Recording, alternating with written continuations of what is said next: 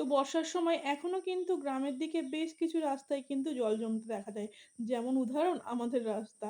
একটু বৃষ্টি হলেই একদম হাঁটু অব্দি জল। যাতায়াতের ভীষণ সমস্যা হয়ে যায়। তবুও কিন্তু আমি চাতকের মতো বসে থাকি বৃষ্টির আশায়। বৃষ্টি উপভোগ করার পর এদিকে বোন করল ভিডিও কল। বোনের সঙ্গে একটু কথা বলছিলাম। সাথে উঠে গেল আবার আমার রায় ঘুম থেকে।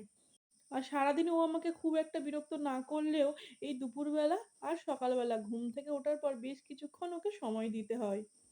ওইদিকে আবার দিনটা ছিল একাদশী এবং একাদশীর দিনে মা মুড়িটা খায় না। এই লুচি, পরোটা এই সমস্ত কিছুই খায়। সকালের দিকে লুচি করে দিই, দুবার খাই, সকালে আর দুপুরে। আর বিকালের দিকে একটু ওই হালকা করে তেল ছড়িয়ে একটু পরোটা করে দিই। আর মা বলল এখন নাকি একটু সুজি খাবে। তো সেই কারণে হালকা করে তেল দিয়ে একটু পরোটা আর সাথে একটু সুজি বানিয়ে নিচ্ছি। আর সুজিটা যেহেতু আমার রায়ও খেতে ভালোবাসে, সেই কারণেই দুজনের জন্যই করছি। তখন বেজেছিল সবেমাত্র যেহেতু সন্ধ্যা ৬টা। আমাদের রুটিটা আর করলাম না। একটু লেট করেই করব। আর এখন ওই মায়ের জন্যই বেশ কিছু পরোটা করে নিলাম আর সঙ্গে মেয়েদের জন্য ২-১ টা করে রাখলাম যদি খায়। আর এইদিকে আমি প্যানের মধ্যে ঘি দিয়ে সুজিটাকে একটু নাড়াচাড়া মানে ভেজে নিচ্ছি আরকি। আর বাটার বা তেল থেকে ঘি দিয়ে সুজিটা ভাজলে না সুজিটার সুন্দর একটা গন্ধ হয়। আর সেই গন্ধটাই আমার ভীষণ ভালো লাগে। আর সুজি কেন, ঘি দিয়ে যেকোনো জিনিস রোস্ট করলে একটা সুন্দরই গন্ধ হয়, যদি ঘিটা ভালো হয়।